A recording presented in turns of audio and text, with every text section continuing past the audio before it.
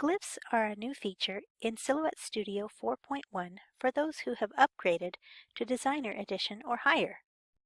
You find glyphs in the second tab of the Text Style panel. You can adjust the size of the preview at the bottom, and when you hover your mouse over the glyph, it gives you an even larger preview.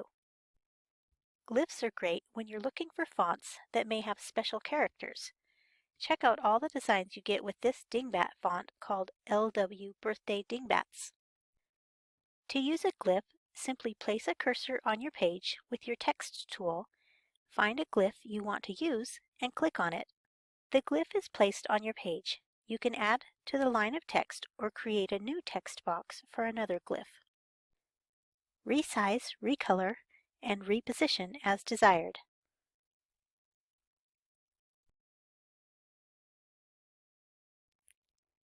This is great for fancy script fonts that may have extra flourishes too.